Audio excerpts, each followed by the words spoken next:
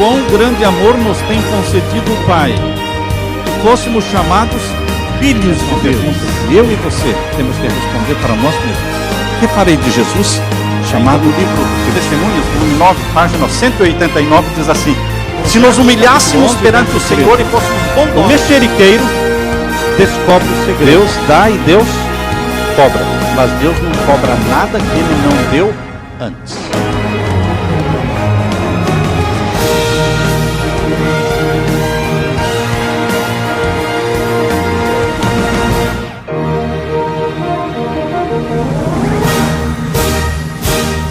Saudamos a todos com a paz do nosso Senhor Jesus. Amém. Desejamos a todos um feliz sábado.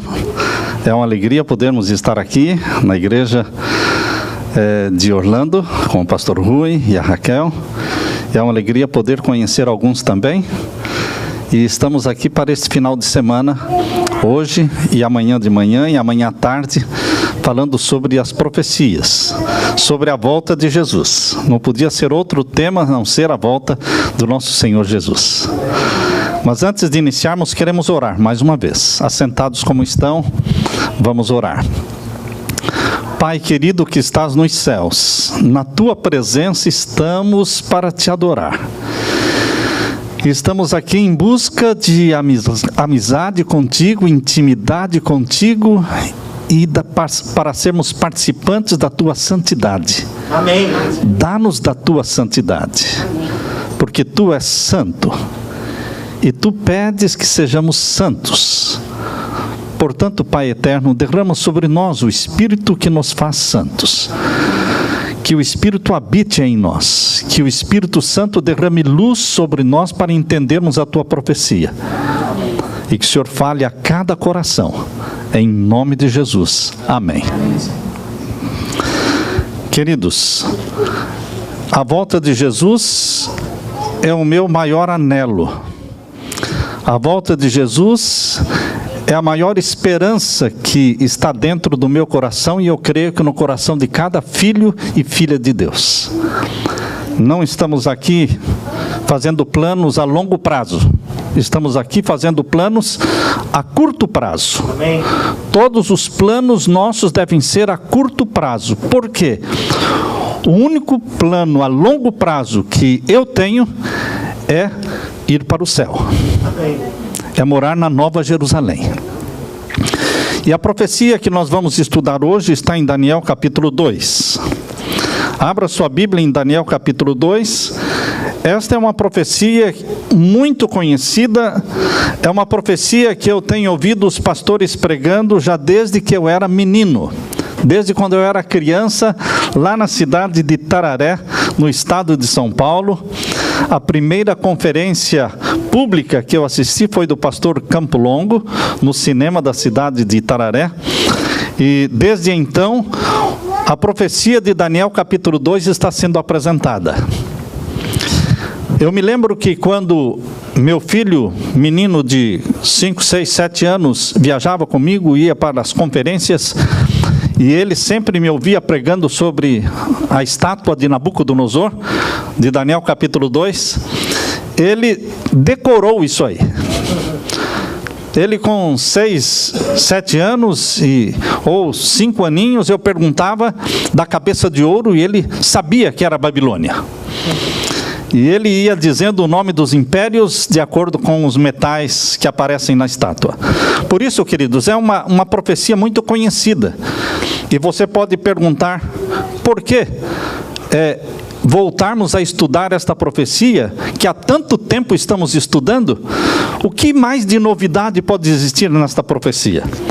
Nós não estaríamos estudando com vocês hoje Daniel capítulo 2, se não fosse o capítulo 2, verso 28. Por causa deste verso 28 é que nós vamos estudar.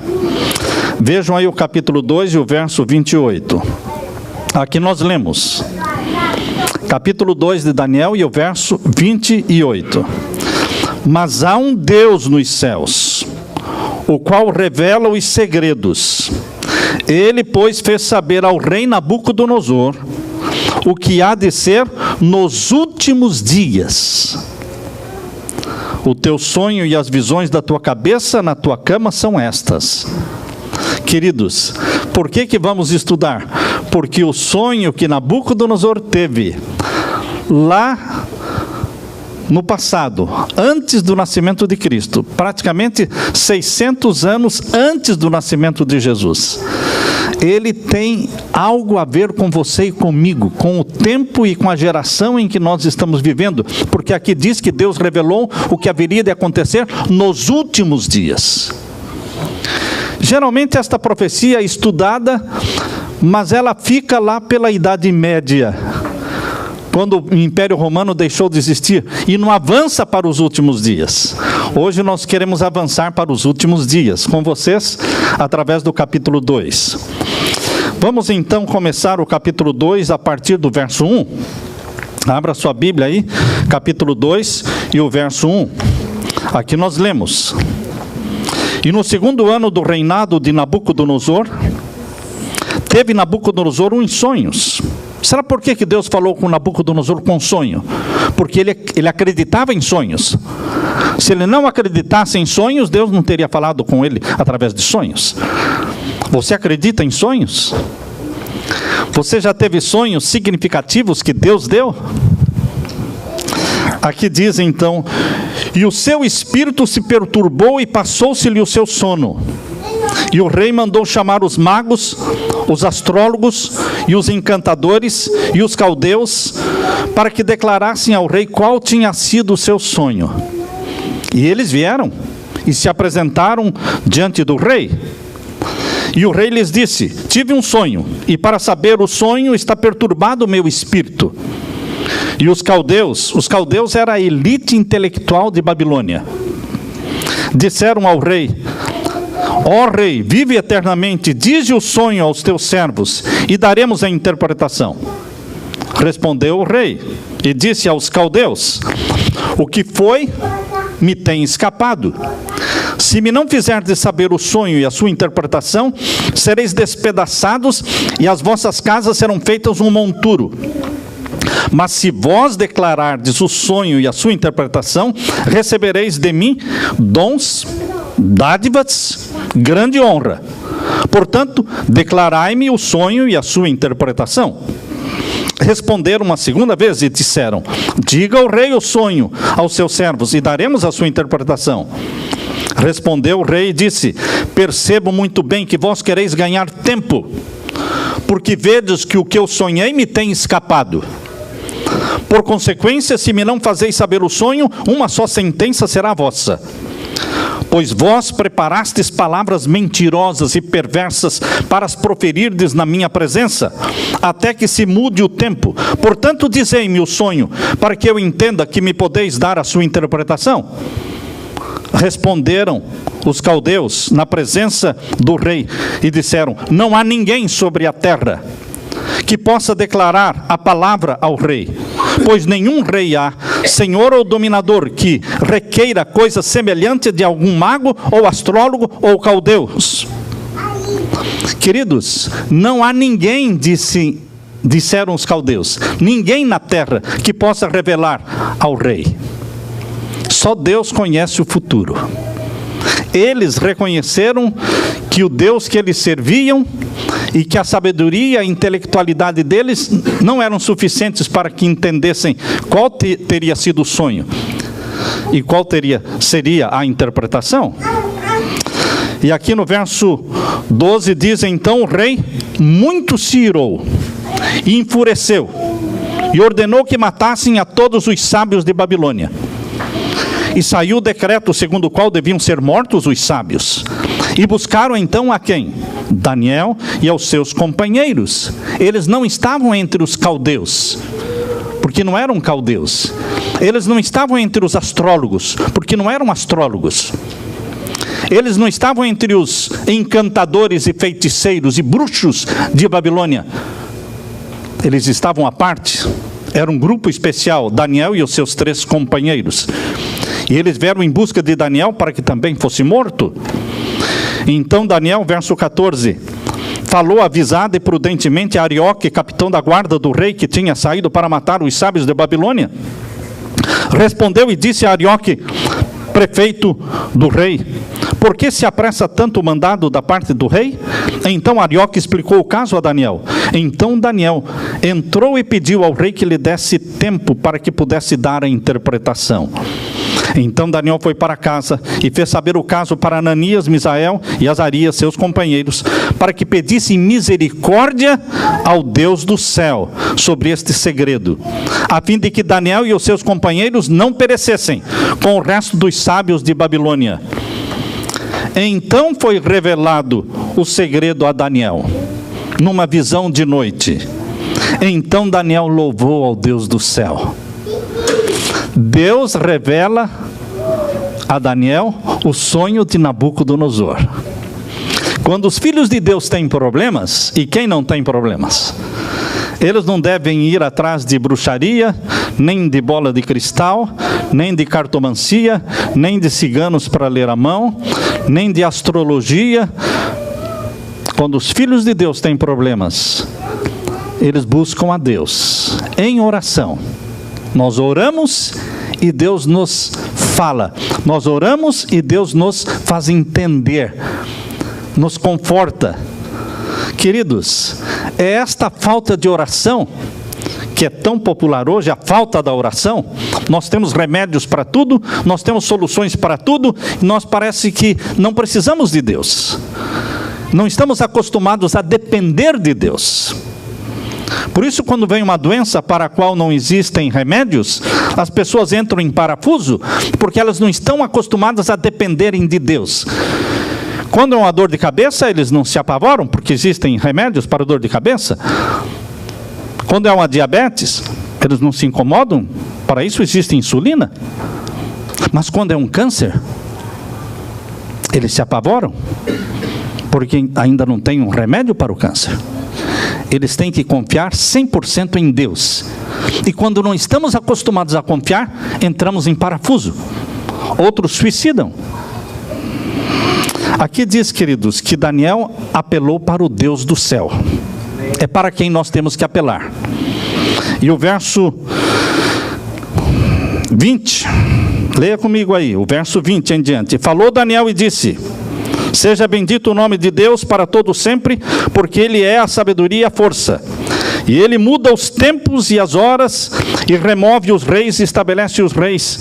Ele dá sabedoria aos sábios e ciência aos entendidos. Deus é a fonte da sabedoria. Deus é a fonte da verdadeira ciência. É Deus que coloca reis e remove reis. Ele revela, diz o verso 22, Ele revela o profundo e o escondido. Ele conhece o que está em trevas e o que mora onde mora a luz. O Deus de meus pais, ó Deus de meus pais, eu te louvo e te celebro, porque me deste sabedoria e força, e agora me fizeste saber o que te pedimos, porque nos fizeste saber este assunto do rei. Agora, queridos, nós vamos ver qual foi o sonho. Qual foi o sonho? Nabucodonosor sonhou e viu no sonho uma estátua. Aqui nós lemos no capítulo 2, verso 29, a descrição de Daniel dizendo: estando tu, ó rei, na tua cama. Leia aí comigo o verso 29. Estando tu, ó rei, na tua cama, subiram os teus pensamentos ao que há de ser depois disto.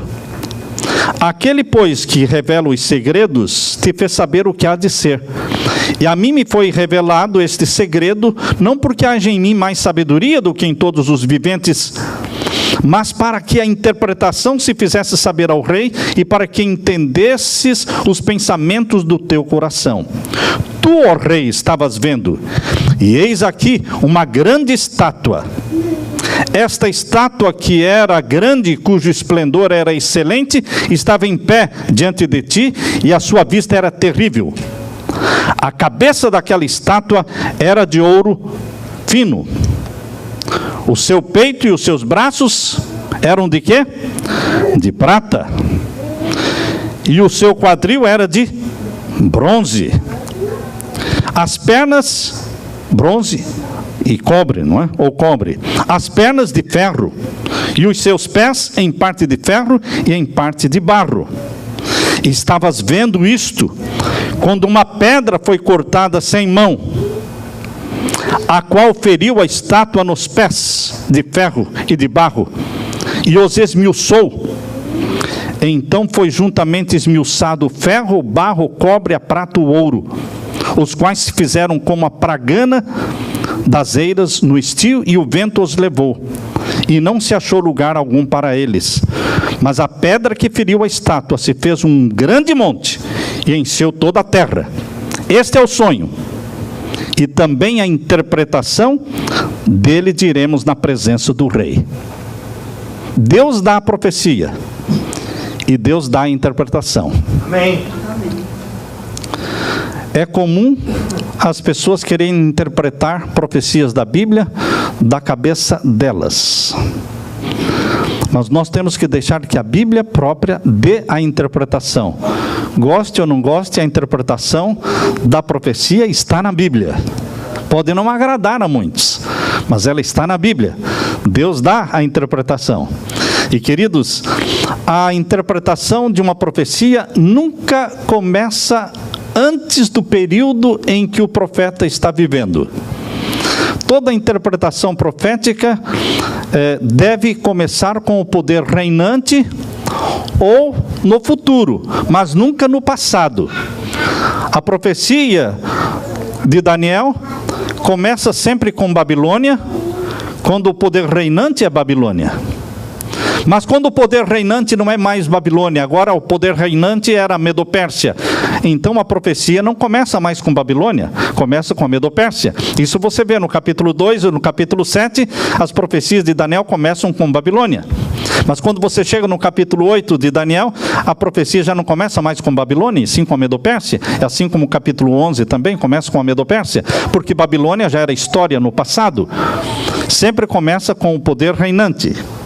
Assim também as profecias do profeta João em Apocalipse precisam começar obrigatoriamente com Roma, de Roma para frente. Nunca queira interpretar uma profecia do Apocalipse de Roma para trás. Tem que ser de Roma para frente. Este é um princípio de interpretação profética. Portanto, irmãos, aqui vamos ver qual é a interpretação que Deus deu para Daniel. Aqui diz o verso 38. E onde quer que habitem filhos, homens, animais de campo e aves do céu, ele tos entregou. Daniel está falando para o rei Nabucodonosor. Ele tos entregou na tua mão e fez que dominasse sobre todos eles. Tu és a cabeça de ouro. Nabucodonosor representava a cabeça de ouro. O império de Babilônia está representado neste sonho pela cabeça de ouro. A cidade de Babilônia era uma cidade conhecida como a cidade dourada. O trono do rei era de ouro. Toda a mobília de Nabucodonosor era dourada. Queridos, a cidade de Babilônia era conhecida como uma das 7 maravilhas do mundo antigo. Era uma cidade grande, com cerca de 5 mil quilômetros quadrados. 5 mil quilômetros quadrados. Tu és a cabeça de ouro. Nabucodonosor ficou feliz porque ele era a cabeça de ouro. Mas ele não ficou feliz quando, na profecia, Deus mostrou que a cabeça de ouro era só a cabeça. Que depois dele viria um outro império, inferior ao ouro, mas viria outro, um segundo império. Por isso a profecia continua no verso 39, dizendo: e depois de ti se levantará quem? Outro reino. Outro reino, inferior ao teu. Inferior, mas dominará Babilônia, representado pelo braço de prata, e pelo peito e braço de prata. Depois de ti se levantará outro inferior ao teu, e um outro terceiro reino de metal, o qual terá domínio sobre toda a terra. Babilônia, representada então pela cabeça de ouro, depois a Medo-Pérsia, representada pelo peito e braços de prata, então a Grécia, representada pelo quadril de ouro, e continua a profecia, verso 40, e o quarto reino será forte como ferro, O quarto reino está representado pelo ferro, pois o ferro, como esmiuça e quebra tudo, como o ferro quebra todas as coisas, ele esmiuçará e quebrantará. E quanto ao que viste dos dedos, a profecia mostra também os dedos, os pés da estátua e os dedos em parte de ferro, em parte de barro. E Deus explica. Verso 41. E quanto ao que viste dos pés e dos dedos em parte de barro, de oleiro e em parte de ferro, isso será um reino dividido. O Império Romano, representado pelas pernas de ferro, seria um império dividido. Se dividiria. E aqui diz: quanto ao que viste do ferro misturado com barro de lodo, misturar-se-ão com semente humana, mas não se ligarão um ao outro, assim como o ferro não se mistura com o barro. Então, queridos, a profecia mostra que o Império Romano seria um império dividido, e que uma vez dividido não se misturaria mais. Mesmo que tentassem uma mistura através de semente humana, de casamentos, eles não conseguiriam estabelecer um quinto império mundial. De fato, queridos, de fato, o Império Romano foi dividido. Nós sabemos pela história que o Império Romano se dividiu em 10 reinos na região da Europa. E aqui estão os 10 reinos. Ali você vê os suevos, mais embaixo dos suevos, os visigodos, mais aqui embaixo estão os vândalos. Ali onde é a Itália hoje, ali estava dominada pelos érulos, pelos ostrogodos, pelos lombardos. Vocês veem ali do lado os burgúndios, lá em cima os francos, os alemães, e então os saxônios. Aqui nós temos as 10 tribos que faziam parte do Império Romano, mas que se independeram e que surgiram então as nações da Europa. Nós sabemos, queridos, que depois que o Império Romano se dividiu, muitos tentaram reunir as nações da Europa e formar um quinto império mundial. Mas não conseguiram, porque estavam lutando contra a profecia de Deus. Agora, queridos, eu quero chamar a atenção de vocês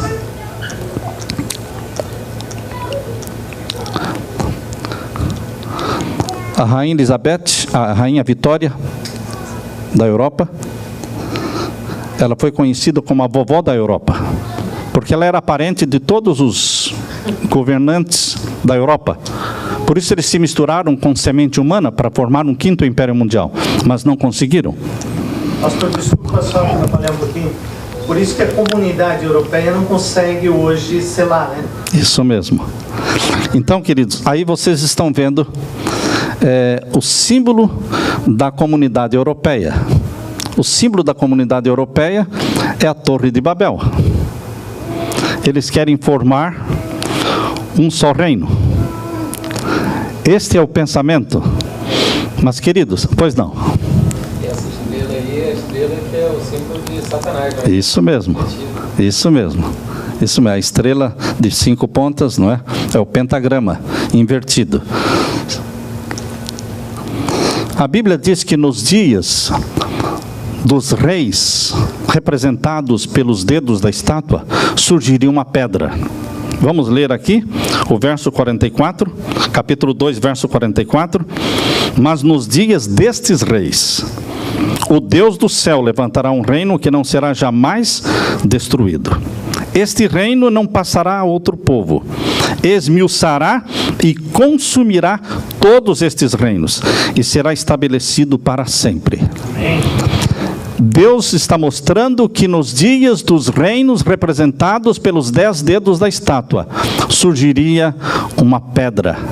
A pedra é Jesus Cristo, que desceria do céu para destruir todos os reinos terrestres e estabelecer o reino da sua glória. O reino da sua glória será estabelecido na volta de Jesus. Queridos, quando Roma se dividiu e surgiram as 10 nações, os 10 reinos da Europa, pois não. A minha pergunta é, em Apocalipse depois fala também sobre que a besta tem 10 chifres, 10 reinos. E o que acontece com os Estados Unidos? Não tá nesse... Nós vamos chegar lá. Sorry. Vamos chegar lá. Não, só para não perder. Então, querido, então. Os Estados Unidos é onde? Quando Roma caiu, surgiram as nações da Europa. A Espanha, são os visigodos, é a Espanha, não é? Aqui vocês podem ver.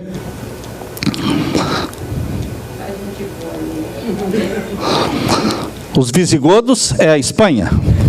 Os suevos é Portugal. Burgúndios é a Suíça. Os vândalos não existem mais. Os érulos não existem mais. Os ostrogodos não existem mais. O Luizinho tem... Sim. Vamos ver aqui. Os lombardos ainda existem. Os lombardos é a Itália. Veja que a Itália estava dividida entre os érulos, ostrogodos e lombardos aqui. Os alemães é a Alemanha, francos, aqui os francos é a França, os saxônios é a Inglaterra. Então, queridos, essas eram as 10 tribos. Dessas 10 tribos, 3 foram derrubadas, destruídas, segundo Daniel capítulo 7. Abra sua Bíblia em Daniel capítulo 7. Daniel capítulo 7, nós lemos aqui, a partir do verso 8. Daniel capítulo 7, verso 8. Estando eu considerando as pontas, porque esta profecia é repetida em Daniel capítulo 7, com um animal terrível que tinha 10 chifres. E aqui diz o verso 8, estando eu considerando as pontas, eis que entre elas subiu outra ponta pequena, diante da qual 3 das pontas primeiras foram arrancadas. Em Daniel capítulo 2, as 10 tribos que se dividiram do Império Romano são representadas pelos 10 dedos. Mas no capítulo 7, as 10 tribos são representadas pelos 10 chifres que o animal terrível de Daniel capítulo 7 tinha. Lembram-se que Daniel capítulo 7 eram 4 animais representando os mesmos impérios do capítulo 2. O leão representando Babilônia, o urso representando a Medo-Pérsia, o leopardo representando a Grécia e o animal terrível com 10 chifres representando Roma. É uma repetição da profecia do capítulo 2, só que dá mais detalhes, mostrando que esses 10 reinos, estas 10 tribos que surgiram do Império Romano, 3 seriam derrubadas, para dar lugar ao crescimento de um chifre pequeno. E, queridos, este chifre pequeno é o reino papal. Ele, para poder crescer, ela teve que derrubar 3 dos 10. Os 3 que foram derrubados foram os érulos, os vândalos e os ostrogodos. Estes 3. Os érulos foram destruídos ou derrotados em 493. Os vândalos foram derrotados em 534. E os ostrogodos foram derrotados em 538. Dali para frente, o reino papal, o chifre pequeno, não tinha mais oposição, porque as outras 7 tribos se submeteram ao rei papal, ao rei de Roma. Então, queridos, esses 3 deixaram de existir. Até hoje não mais existem. Porém, os outros 7 ainda existem até hoje, estas nações. Mas quando você estuda a profecia, você descobre que esta profecia não está falando que existiriam 7 reinos na terra quando a pedra descesse do céu.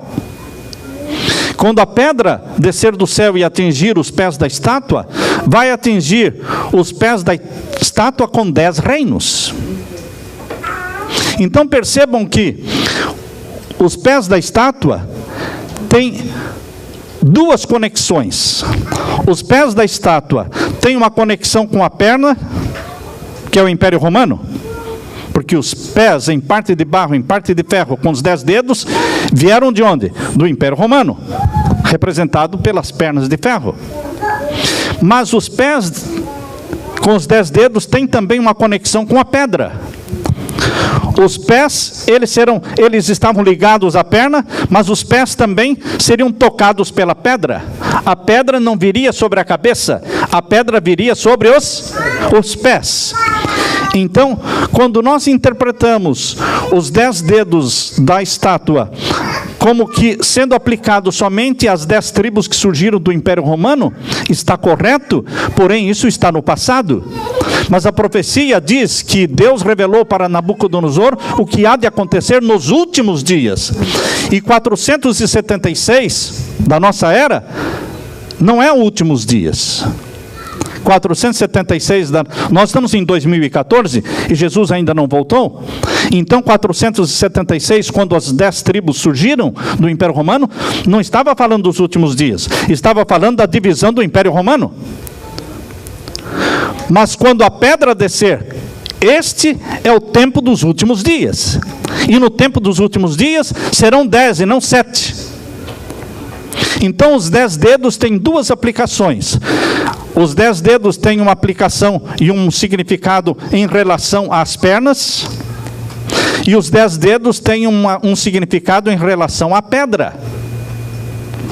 Como o Apocalipse precisa ser entendido junto com Daniel, se nós estudarmos Apocalipse e Daniel de forma separada, nós não vamos entender. Para entendermos Apocalipse, temos que conhecer Daniel. Para entender Daniel, temos que conhecer o Apocalipse. Então vamos juntar os dois livros, como a serva de Deus diz no livro Testemunhos para Ministros, que esses dois livros deveriam ser encadernados como se fosse um só, porque estão falando dos mesmos assuntos. Então vamos agora para Apocalipse capítulo 17. Apocalipse capítulo 17 fala também que nos últimos dias o mundo seria dividido em 10 reinos. Apocalipse capítulo 17, abra sua Bíblia. Capítulo 17 e o verso 12. A besta que carrega a prostituta tem 10 chifres e 7 cabeças. 10 chifres e 7 cabeças. A mulher prostituta que está sendo carregada por esta besta é mencionada como sendo a igreja de Roma, Roma papal. Só que em Apocalipse capítulo 13, queridos, Apocalipse capítulo 13, verso 1, diz que este poder também é uma besta. Capítulo 13, verso 1. E eu me pus sobre a areia do mar, e vi subir do mar uma besta que tinha 7 cabeças e 10 chifres. Esta besta que tem 7 cabeças e 10 chifres, que subiu do mar, representa a igreja de Roma, o poder papal. No capítulo 17, esta igreja de Roma, o poder papal, é chamada de a grande meretriz. A grande prostituta que está sendo carregada pela besta, que também tem 7 cabeças e 10 chifres. Na realidade, Apocalipse está falando de 3 bestas. A besta que subiu do abismo, que é o dragão, que é Satanás. É a original. A besta que subiu do mar, que é o seu representante na terra. É o representante deste poder do dragão. Mas também tem 7 cabeças e 10 chifres. E tem uma outra besta em Apocalipse 13, chamada besta que subiu da terra, que representa os Estados Unidos da América do Norte, que está dando todo o poder e toda a força e toda a promoção, promovendo o papado para que o mundo todo o adore. Então, queridos, no capítulo 17 nós vemos uma besta com 7 cabeças e 10 chifres carregando a prostituta. Mas lembre-se que a prostituta também no capítulo 13 é chamada de besta que subiu do mar, que também tem 7 cabeças e 10 chifres. Estão pegando a ideia? Agora aqui no capítulo 17, verso 12. Veja o que significam os 10 chifres. Os 10 chifres. Capítulo 17, verso 12. E os 10 chifres que viste são 10 reis, que ainda não receberam um reino, mas receberão poder como reis, por 1 hora, juntamente com a besta. E o verso 13. Estes, os 10 reis, têm um mesmo intento, e entregarão seu poder e autoridade à besta. E estes combaterão contra o cordeiro, E o Cordeiro os vencerá, porque é o Senhor dos senhores e o Rei dos reis. Vencerão os que estão com ele, chamados de eleitos e fiéis. No tempo do fim, a terra toda se dividiria em 10 reinos. Exatamente como a profecia de Daniel capítulo 2 está mostrando. No tempo em que a pedra descer do céu vai destruir os 10 reinos representados pelos 10 dedos. Então os 10 dedos da estátua têm uma aplicação ao Império Romano, se referindo às 10 tribos que surgiram do Império Romano. Mas tem uma aplicação também aos 10 reinos do futuro, por ocasião da volta de Jesus. Nós temos que juntar Daniel e Apocalipse. Hoje nós estamos vivendo nos dias em que a terra está se dividindo em 10 reinos. Estes são os 10 reinos que estão se formando hoje. No ano de 1974 foi publicado um livro da humanidade no seu ponto de virada. Esse é o título do livro. E neste livro, publicado em 1974, mostrou-se o mapa com as 10 supernações, os 10 reinos mundiais, que vão formar a nova ordem mundial. A nova ordem mundial é a formação e a consolidação dos 10 reinos. E aqui começa então o primeiro reino, número 1, supernação número 1, é a União Norte-Americana, juntando então Estados Unidos, Canadá e México. Isso foi votado já em 1993 no governo do Clinton. No governo de Clinton, em 93, já foi votado a NAFTA. A NAFTA é a União Norte-Americana. No mesmo ano de 1993, foi votada também a supernação número 2, que é a União Europeia, votada também em 1993. Esta já está funcionando. A número 1 está em processo de formação, mas já é votada.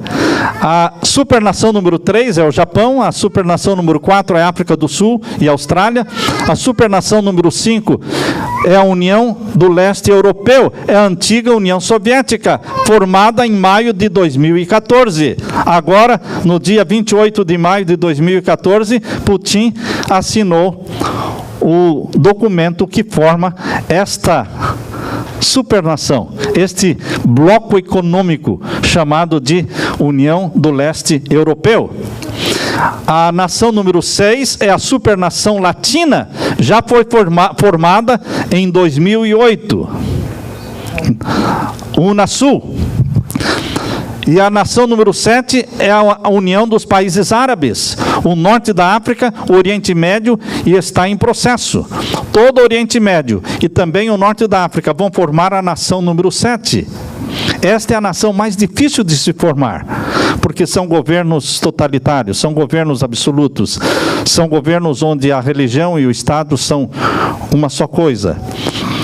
E no meio desta nação número 7, irmãos, está Israel. Israel está no meio desta nação número 7.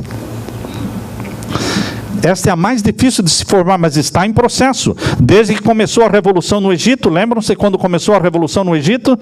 Derrubando o governo, depois foi para a Líbia, derrubando o governo da Líbia, agora foi para a Síria, estão tentando derrubar o governo da Síria, e ainda falta o Sudão, e ainda falta o Irã, e eles vão então fazendo toda esta revolução nesses países que formarão a União dos Países Árabes, a supernação número 7.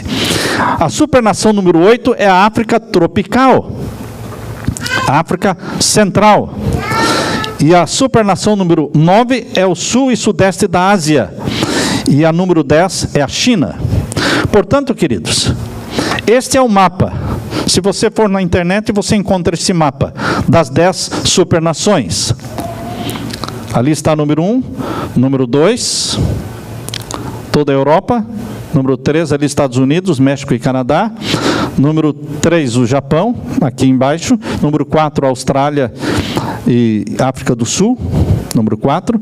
Número 5, o leste europeu. Número 6, então, América Latina. Número 7, o norte da África, parte roxa ali.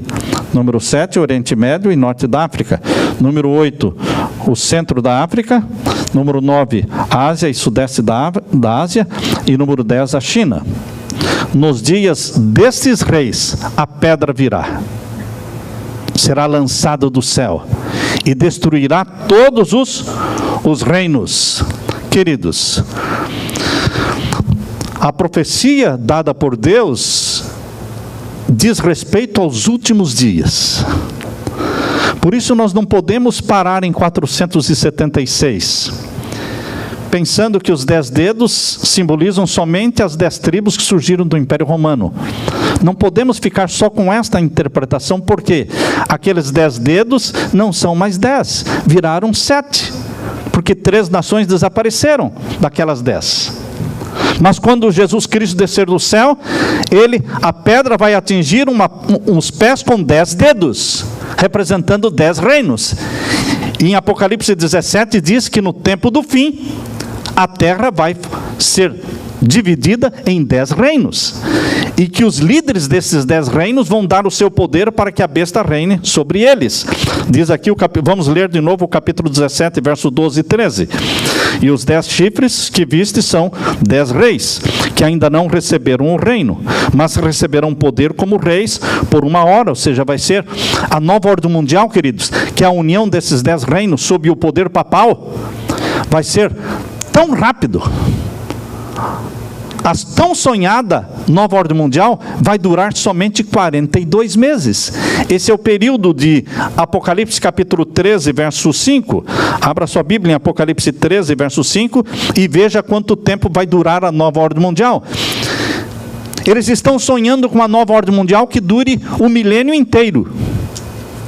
Eles podem sonhar com isso, mas que não vai acontecer, não vai. Porque nós vamos estar no céu durante esse milênio. Esse milênio nós vamos estar no céu. O tão aclamado terceiro milênio é o 7º milênio. Para o povo de Deus é o 7º milênio. Apocalipse capítulo 13, verso 5, diz que quando o poder papal tivesse a ferida mortal curada, ele voltaria a reinar sobre a terra por 42 meses. A ferida mortal do capítulo 13 está no verso 3. A cura da ferida mortal viria, então, e verso 4 diz que após a ferida mortal ser curada, o que aconteceria? Verso 4. E adoraram o dragão que deu a besta. Olho na Bíblia, irmãos. Olho na Bíblia. E adoraram o dragão que deu a besta o seu poder. E adoraram a besta, dizendo: quem é semelhante à besta? E quem poderá batalhar contra ela? Quando se cumpriria essa profecia do verso 4? Antes da ferida mortal? Durante a ferida mortal? Ou após a ferida mortal ser curada? Após a ferida mortal ser curada. E a ferida mortal começou a ser curada em 1929. Não foi curada em 1929 com o Tratado de Latrão. Porque o Tratado de Latrão devolveu ao poder papal somente o Estado do Vaticano. Não devolveu ao papado a supremacia perdida. A supremacia perdida da Idade Média foi de 1260 anos. Essa supremacia será recuperada, mas vai durar 1260 dias, 42 meses. A última supremacia papal será de 42 meses. Da onde nós estamos tirando isso? Da Bíblia. Porque o verso 3 fala da ferida mortal, da cura da ferida mortal, e então a terra toda adorando o poder papal. E o verso 5 diz assim, leia o verso 5. E foi-lhe dada uma boca para proferir grandes coisas e blasfêmias. Antes ou depois da ferida mortal ser curada? Depois, e foi-lhe dada uma boca para proferir grandes coisas e blasfêmias, e deu-se-lhe poder para continuar por quanto tempo? 42 meses. E durante esse período de 42 meses, que vai começar com o decreto dominical universal, quando o decreto dominical se espalhar nos 10 reinos, quando os 10 reinos aprovarem o decreto dominical, está instalada a nova ordem mundial, está consolidado o domínio papal sobre os 10 reinos, começa então a nova ordem mundial, que durará somente 42 meses. É um grande projeto que vai durar nada. Vai durar nada. Acontecimentos mundiais, para acontecimentos mundiais como este, queridos, 42 meses não são nada. Mais ou menos. Passa muito rápido. Aconteceu com Hitler, né? Hitler sonhava com um império que duraria 1000 anos. Durou 6 anos. 3 anos e meio? 3 anos e meio, 42 meses. Esse é o período da nova ordem mundial. Esse é o período dos 10 reinos reunidos sob o domínio papal. Só que eles não vão aguentar o poder papal. O poder papal sorridente e cheio de graça hoje, ele vai dominar com mão de ferro, com perseguição. E esses 10 reinos não vão suportar por mais tempo. E então vão se levantar contra o reino papal. E vão derrubar o reino papal. Capítulo 17. Abra sua Bíblia. Capítulo 17. Veja o que eles fazem no final dos 42 meses. Capítulo 17. Verso 16. E os 10 chifres que viste na besta. Ou seja, estes 10 reis que assumirão os 10 reinos que ainda não existem, estão em formação. Esses 10 chifres que viste na besta são os que aborrecerão a prostituta. Aborrecerão a prostituta. E a porão desolada e nua. E comerão a sua carne e a queimarão no fogo. Esse é o fim do poder papal. Esta ferida não será curada nunca. Porque esta é a ferida final. Nunca mais vai se levantar o poder papal, porque virá a pedra para estabelecer o reino da glória do nosso Senhor Jesus Cristo. Amém. Por isso diz lá em Daniel capítulo 2, verso 44, esta pedra representa o reino que não passará a outro povo e que não será mais jamais destruído. É o reino do nosso Senhor Jesus. Amém. Queridos, mas neste período da ordem mundial, da nova ordem mundial, aqui diz o verso 17, leia o verso 17, porque Deus tem posto no coração deles, nos seus corações, dos 10 reis, que cumpram o seu intento. Qual é o intento e a intenção deles? Dar o poder e autoridade para que o papado reine sobre todos e sobre tudo. Deus tem posto em seus corações que cumpra o seu intento. E tem uma só ideia. Está claro isso?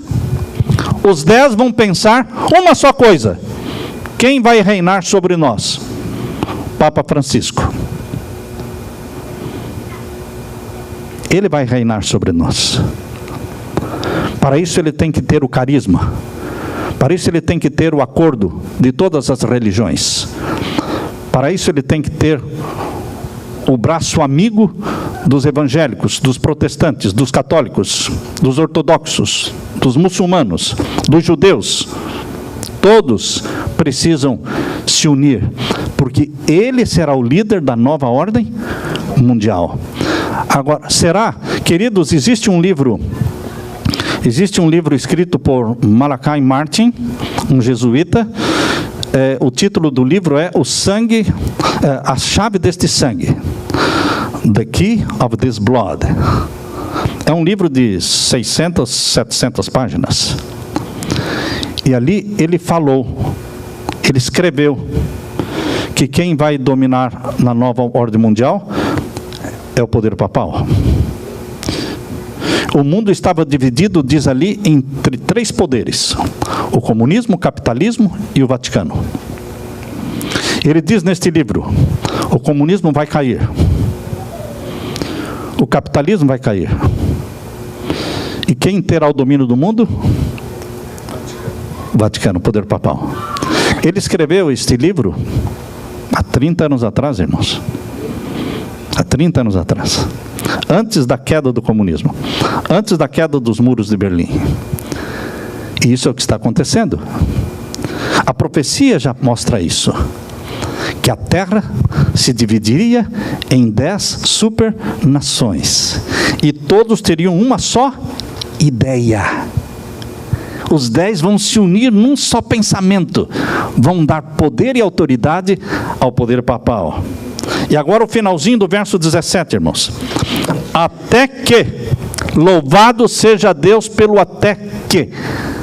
Você encontra essa expressão em Daniel, encontra essa expressão em Apocalipse. Louvado seja Deus, porque Deus tem um momento certo para estabelecer o reino da glória do nosso Senhor Jesus Cristo. O poder papal vai reinar 42 meses, segundo Apocalipse 13, verso 5. E aqui diz, finalzinho do verso 17, até que se cumpram as palavras de Deus. Então Cristo virá para buscar aqueles que são seus. Jesus disse, não se turbe o vosso coração. Crede em Deus, crede também em mim. Na casa do meu pai há muitas moradas.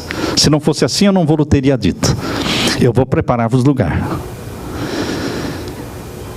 E eu voltarei outra vez, e vos levarei para mim mesmo, para que onde eu estou, vós também estejais. Jesus vai voltar. Não sabemos o dia, a hora, mas a Bíblia mostra o tempo da volta de Jesus. E o tempo é este, porque os 10 reinos estão se formando. Não tem como dizer que não estão se formando. Só se nós fecharmos os olhos para toda a história, para todos os jornais, para todos os livros, para tudo que está acontecendo. Não, eles estão se formando, irmãos. Essa é uma profecia. Este é um sinal de que chegou o fim. O Apocalipse mostra que chegou o fim. Louvado seja Deus por esta bendita esperança. Amém. Esteja você preparado. Sonhe com o céu. Coloque suas esperanças na volta de Jesus. Invista no céu. Invista na salvação sua e da sua família. Deixe de ser iludido por Satanás pelas glórias deste mundo, pelo dinheiro e pela riqueza deste mundo, pelos títulos deste mundo. Deixe de correr atrás daquilo que a ferrugem corrói. Invista tempo e dinheiro no céu. Amém. Na família, na salvação daqueles que você ama, e que o Espírito Santo o ajude, meu irmão, a estar em pé, olhando para Jesus naquele dia, dizendo, este é o meu Deus, a quem eu tanto aguardei, nele eu vou me regozijar, e vou celebrar para sempre. Amém, irmãos? Amém. Deus seja louvado. Eu tenho só uma pergunta. Pois não. É pertinente ao capítulo 17 de Apocalipse. Para mim fica muito claro que o 8º mês começou, é o papado. Para mim fica muito claro que começou quando o Vaticano começou a ser contado a partir do Vaticano. Eu só não entendo porque assim que saiu o 7º, entrou o 8º, que é o Papa Francisco, a Igreja Adventista veemente falou que não tinha nada a ver uma coisa e que vai vir o 9º, o 10º, o 11º. E eu vi isso e eu fiquei, tipo, é tão claro, por que isso está acontecendo? Eu queria saber, porque é intrigante. Quem diz que terá o 9º, o 10º, está falando de acordo com a Bíblia? A Bíblia diz que existirá o 9º, o 10º, o 20º? Não. A Bíblia diz, irmãos, vejam aí no capítulo 17, verso 8. Capítulo 17, verso 8, finalzinho do verso 8. Finalzinho do verso 8, capítulo 17. Se admirarão, de Apocalipse, capítulo 17, finalzinho do verso 8. Se admirarão vendo a besta que era, e já não é, mas que virá. Aqui está falando do poder papal. Se você abrir o livro do pastor Roy Alan Anderson, Apocalipse Revelado, lá ele explica esse texto. Que ele explica que esta besta que era, já não é, mas que virá, é o poder papal. E qual é a explicação que está lá no livro do pastor Roy Alan Anderson? Ele diz, a besta que era, se refere ao período em que o poder papal dominou durante a Idade Média. Os 1260 anos, de 538 a 1798. Esse foi o período em que a besta era. E quando é que a besta já não era mais? Deixou de ser. Quando foi golpeada em 1798 até 1929. E quando se cumpriu esta profecia, mas que virá? Quando ela voltou, o papado voltou a ser rei. Quando o Papa voltou a ser rei, em 1929. Ele perdeu o reinado, mas ele recuperou o reino em 1929 com o Tratado de Latrão. o Estado do Vaticano voltou a ser um Estado, é um país. Então, queridos, aqui nós vemos a besta que era 538 a 1798. Já não é 1798 a 1929, mas que virá 1929 até a volta de Jesus. Então, queridos, agora aqui no verso 9 e 10 vem explicando que as 7 cabeças da besta que carrega a prostituta, entendam que são 14 cabeças. São 7 cabeças da besta que carrega a prostituta e são 7 cabeças da prostituta. Sim, mas quando é que a prostituta tem 7 cabeças? Lógico, a prostituta em si não tem 7 cabeças, mas se você vai lá no capítulo 13, verso 1, a prostituta ali não é uma prostituta, ali é uma besta que subiu do mar. E lá diz que ela tem também 7 cabeças e 10 chifres.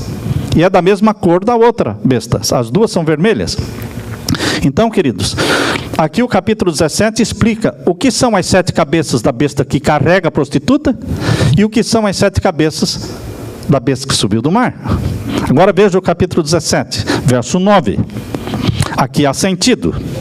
Quem tem sabedoria, as 7 cabeças são 7 montes. Então, as 7 cabeças da besta que está carregando a prostituta representam os 7 montes. As cabeças são simbólicas. Os 7 montes não são simbólicos, são literais. Existe só uma cidade no mundo conhecida como cidade dos 7 montes. É Roma. Não tem outra. Então, as 7 cabeças são simbólicas. Os 7 montes não são simbólicos. São literais. Já é a interpretação que o anjo deu. Agora, você vai querer interpretar a interpretação do anjo? Não. Não podemos. Não podemos interpretar a interpretação do anjo, porque a interpretação que ele deu deve ser aceita como literal. Os 7 montes são literais. E indicam a sede de Roma, a sede do poder papal. Agora, as 7 cabeças da besta que subiu do mar, que é a prostituta, são 7 reis. Isso que está no capítulo 17, verso 10. E são também 7 reis. As 7 cabeças da besta que carrega a prostituta apontam para o local onde está a sede do poder papal. E as 7 cabeças da besta que subiu do mar indicam quem são os reis que reinam na cidade dos 7 montes.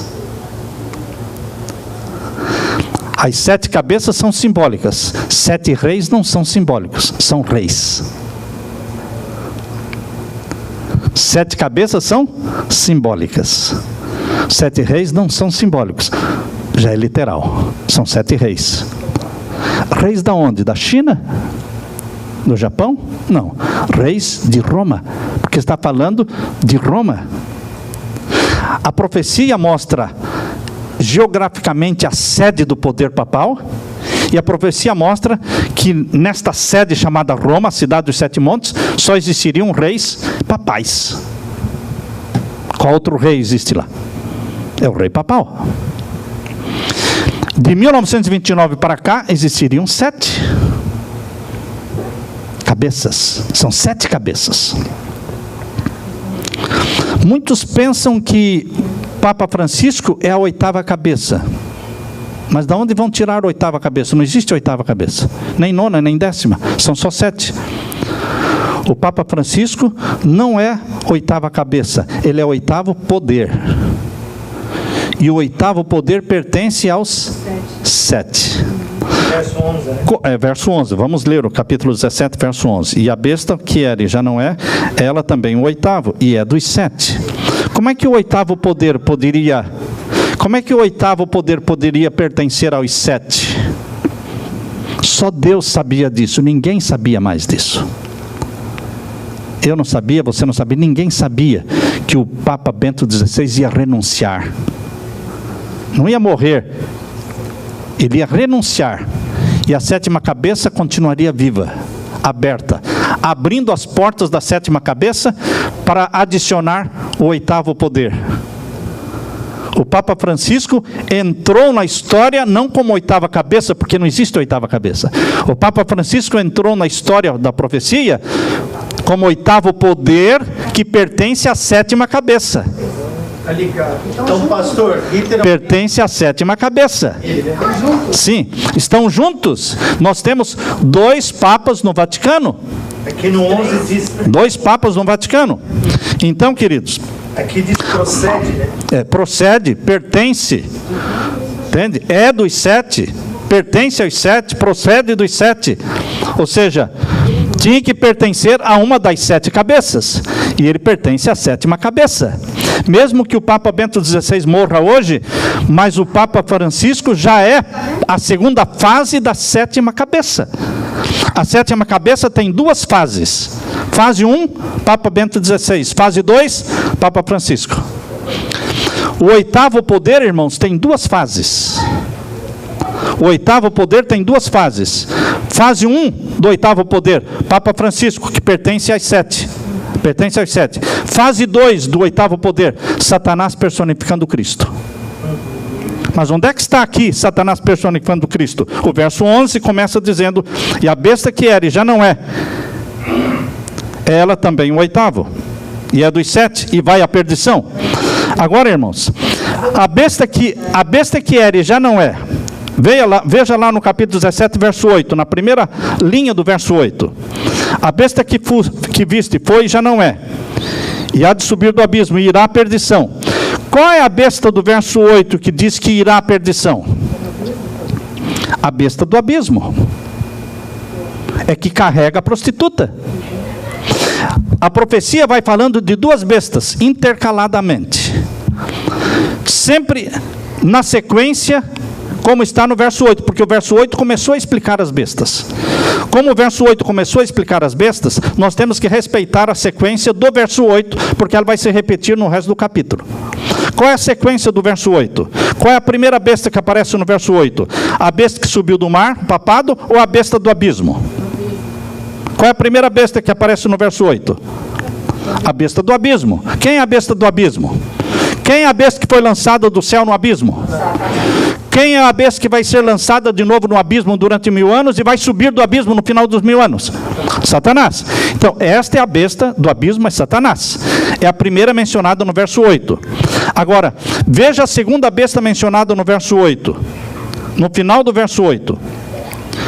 Aqui diz: e os que habitam na terra, cujos nomes não estão escritos no livro da vida, desde a fundação do mundo, se admirarão vendo a besta que era e já não é, mas que virá. Quem é essa besta? É a mesma? Não, não é a mesma, porque aqui não está falando do abismo, e nem está falando de irá à perdição. Está falando, essa segunda parte do verso 8, irmãos, foi tirada do capítulo 13, verso 8. Capítulo 13, verso 8, foi copiado pelo anjo. O anjo copiou o capítulo 13, verso 8 e colocou no capítulo 17 para explicar quem é a besta da qual está se falando ali. Veja o capítulo 13, verso 8. Vamos ler? E adoraram-na todos os que habitam sobre a terra. Vira a página aí, lá para o capítulo 17, e veja se não é esse verso que está ali.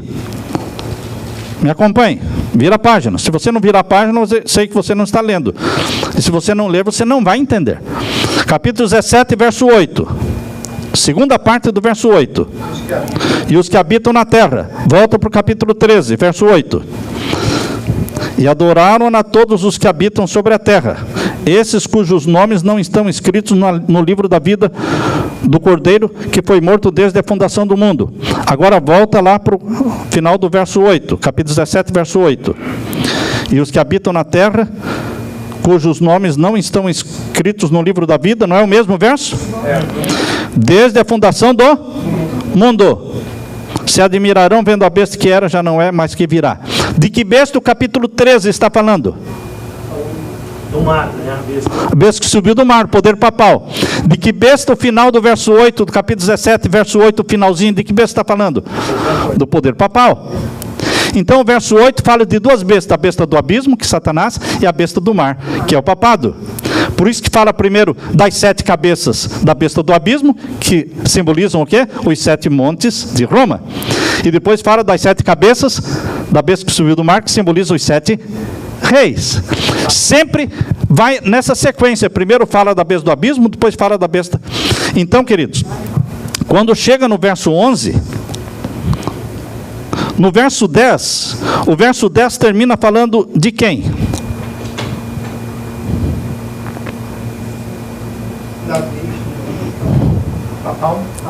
Da besta papal, certo? Uhum. Verso 10. Então o verso 11 vai falar de que besta? Do abismo. Do abismo. É intercalado.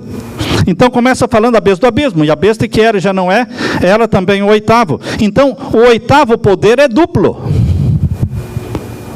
Porque é partilhado por um papa que pertence aos 7, e é partilhado por Satanás como 8º poder, que é a besta que irá à perdição.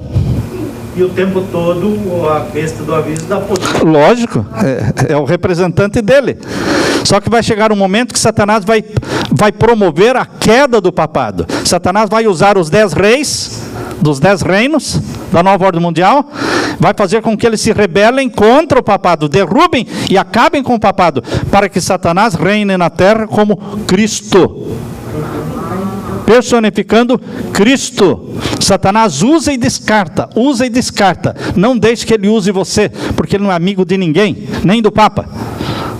Ele usa e descarta, usou Judas e descartou, é assim que ele faz. É verdade. Quando ele não precisar mais do papado, ele descarta o papado, para que ele reine sobre a terra, como sendo o Cristo. Será quando ele estiver reinando na terra como sendo o Cristo, é que o verdadeiro Cristo aparece no céu. E a mente do povo vai se confundir, porque eles vão... O povo de Deus vai aclamar, eis que Cristo está vindo. E os ímpios estarão adorando o Cristo na terra? Eles ficarão confusos. Como é que é? O Cristo está aqui? Como é que estão falando de um Cristo vindo? Aí que eles vão perceber que eles foram o quê? Enganados. Ali está o falso Cristo, porque o verdadeiro Cristo agora está descendo do céu. A pedra está descendo do céu para destruir o quê? Os 10 reinos. E estabelecer o reino da glória do nosso Senhor Jesus Cristo. Amém, irmãos? Amém.